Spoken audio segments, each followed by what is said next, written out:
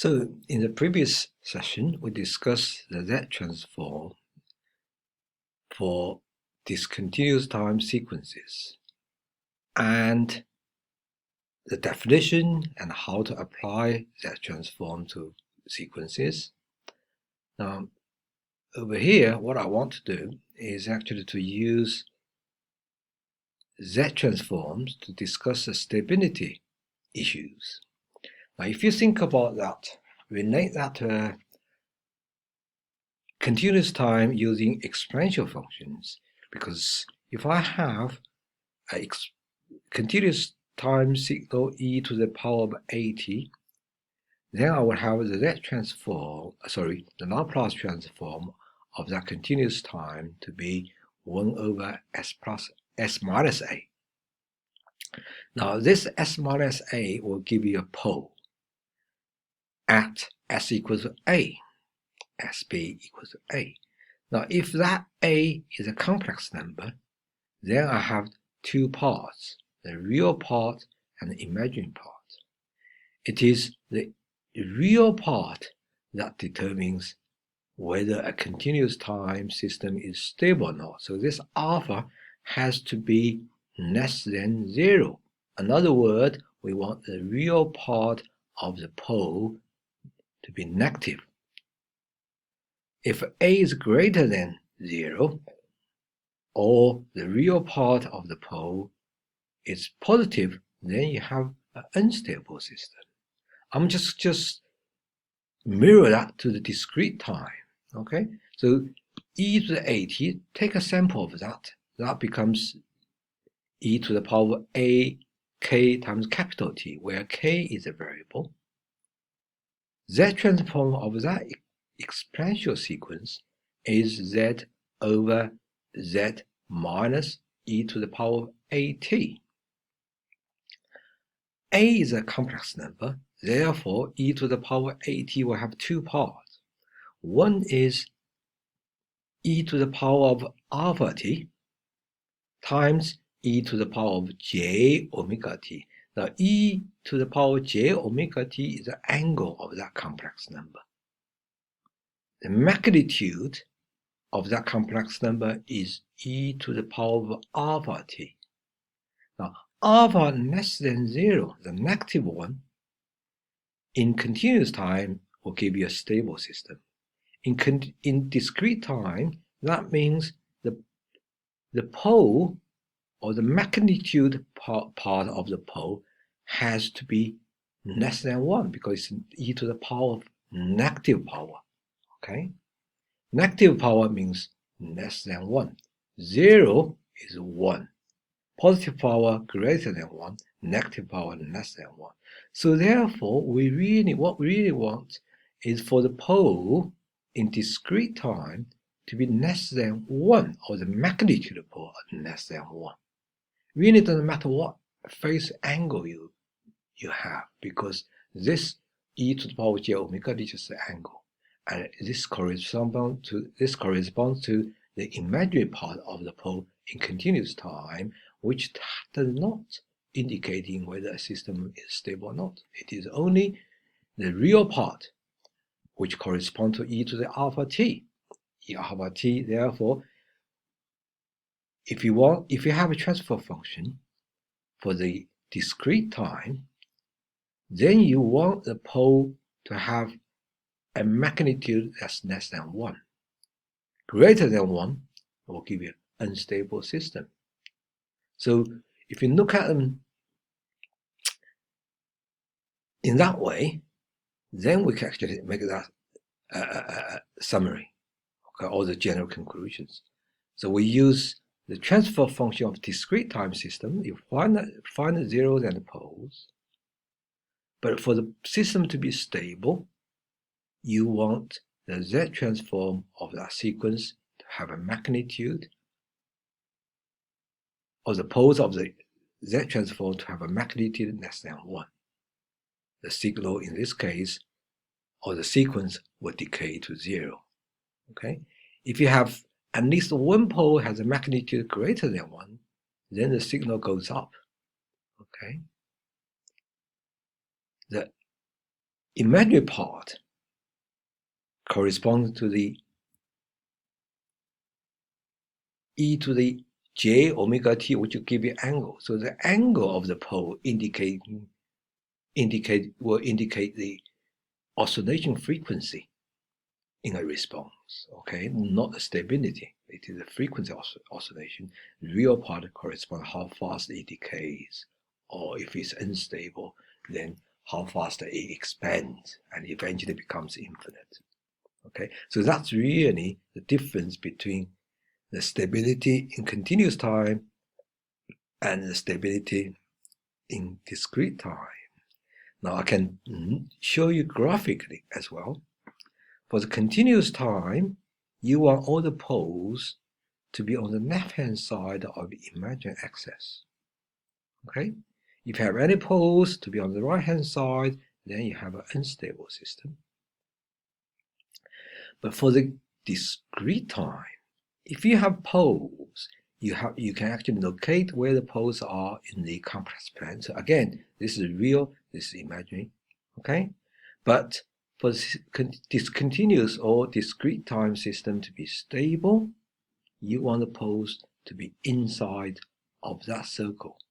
The radius of that circle is 1. The center of the circle is the point of origin. Okay, so it's quite different from what you have. So if you look at S, this is the stable region for the discrete time. So the magnitude has to be less than 1. So for example, we can look at this transfer function. Z plus 2 over Z minus 0.3. I can find a 0, that's minus 2. I can find a pole, that's 0.3. Now 0 doesn't indicate stability, it is a pole. This pole is a positive, but that doesn't matter, it is discrete time. It is the value that matters, or the magnitude matters. 0.3 is a real number, and the absolute value of that, or the magnitude therefore is 0.3. That's less than 1. So therefore, if that f1 z represents a transfer function of discrete time system, then the system will be stable, even though it is positive, but because it is less than 1, therefore it is stable. Look at this example. I have a transfer function in discrete time, z squared over z squared plus 8z plus 25. I have 2 zeros. If I equate the numerator terms to 0, that gives me 2 zeros, both at 0 as z equal to 0.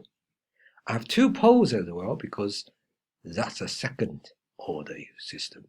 So if I equate the denominator term to 0, z squared plus 8z plus 25 equal to 0, solve that quadratic equation, it will give me the 2 poles, minus 4 plus minus j3.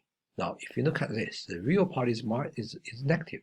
Now, if that was a continuous time pole, then that would indicate a stable system. But because we are dealing with digital systems, i.e. the discrete time system, we need to check the magnitude. The magnitude of the pole, minus 4 plus minus j4, will be 5.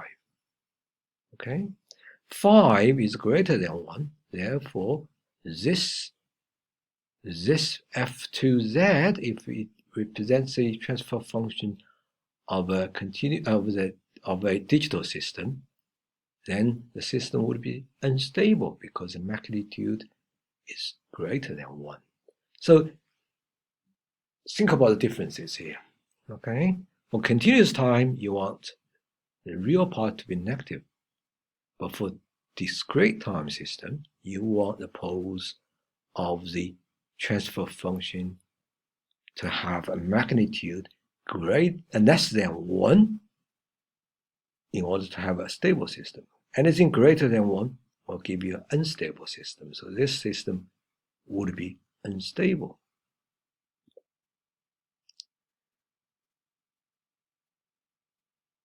A third example.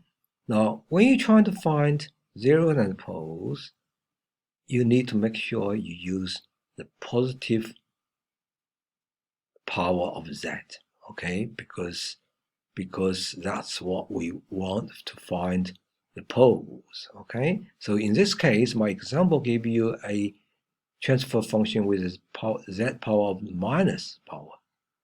So we need to make sure we change the format, so we can multiply Z to the numerator and denominator.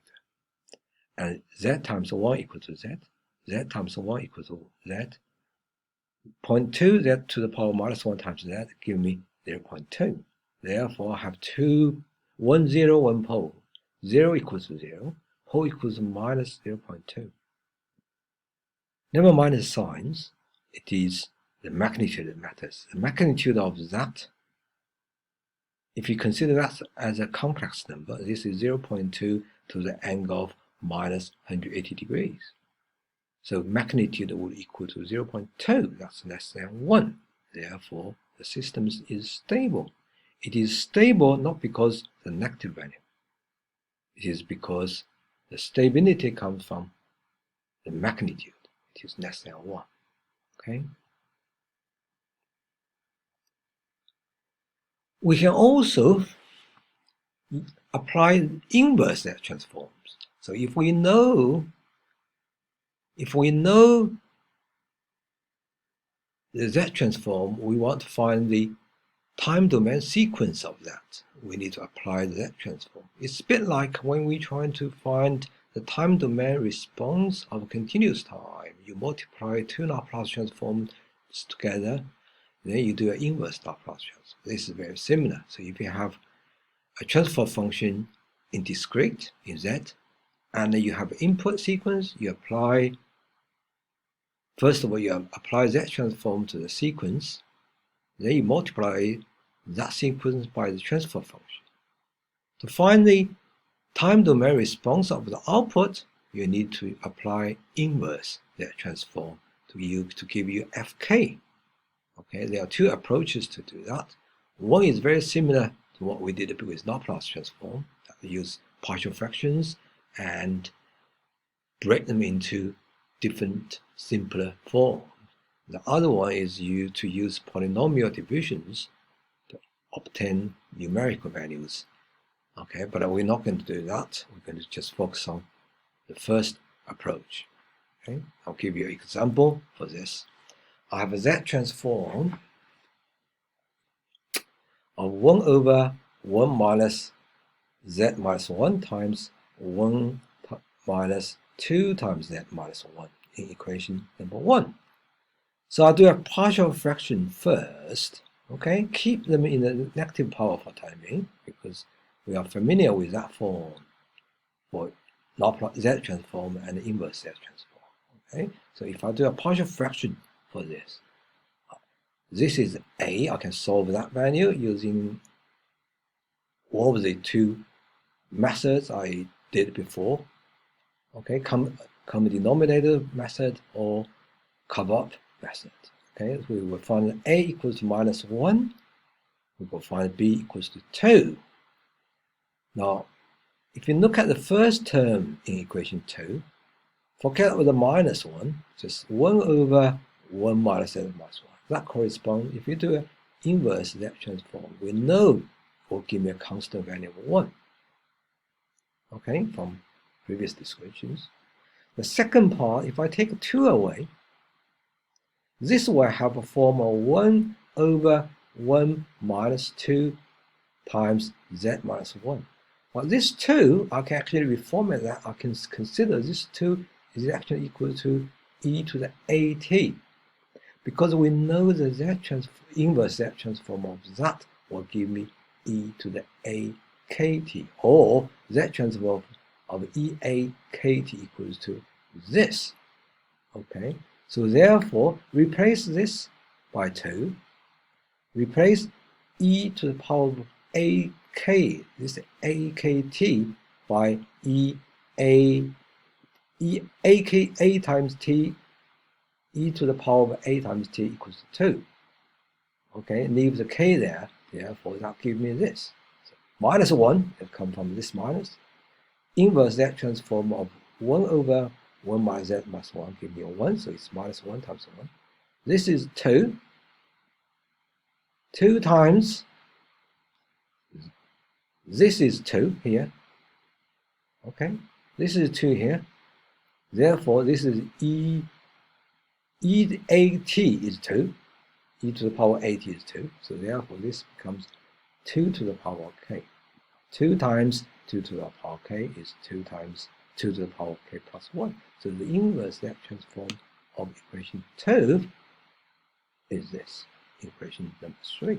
So basically what we're doing here is really nothing special. We are actually mapping the Z transform, sequence, discrete sequence, and its corresponding Z transforms. Okay, you go from sequence to Z transform.